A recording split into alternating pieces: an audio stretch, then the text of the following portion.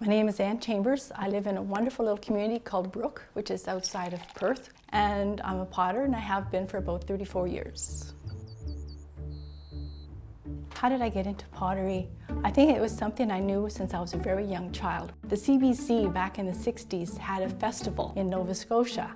It was for 3 summers in a row. I would go up and I'd watch these potters that would be working there, and they would just give me a piece of clay and let me play with it. I was just spellbound with it.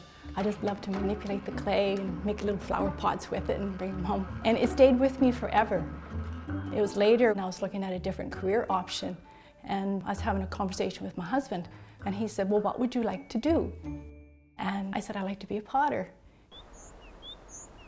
After many years of living in Ottawa, I really had evolved enough in what I was making and producing that I wanted, for a long, long time, a gas kiln. And once again, it was my partner that pushed me to do this, that maybe the time has come that if that's how you want your pots to evolve and the look you want, it's time we moved out to the country. And the kids had grown up at this point and were on their own, so that's what we did. I'm really fortunate. When we moved here, an artisan lived in the building, and he had built this studio for himself. So I walked into an incredibly spacious, well-lit area to do my work. And I have windows. I worked for so many years in a basement studio. Every day I believe it that I have all these windows around me. I've worked in clay for a long time, so I feel it's almost like a musician. When they hear music, they feel it in their fingers, they can play that piece. It takes on the form of that bag when it's delivered here to the studio, and from there I shape it into whatever I want. Like whatever your imagination can do, it's really endless. Take that piece of clay, make it into a ball, and put it on the wheel.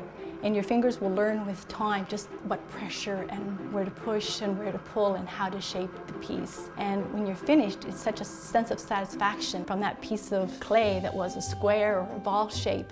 You've created often some really beautiful pieces that people will go on to enjoy. And for me to be able to do that for other people is very satisfying and fulfilling. It's not often that you can do that.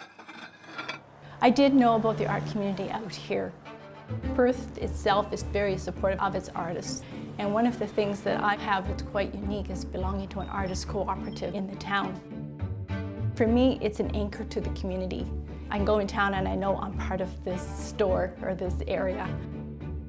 I think you reach a point in your own career where you really feel obligated to give back to the community. I do that through teaching. It's a wonderful experience to see a young student here in the class, and you can see them really evolving, and you can see their style developing. It's very exciting. And that's what I try to promote with everybody, is to have them develop their own style and see what's inside of themselves. I think most people that create do have influences just simply from their environment. You just absorb what is around you. When I came out to Perth, there was more of a subtlety.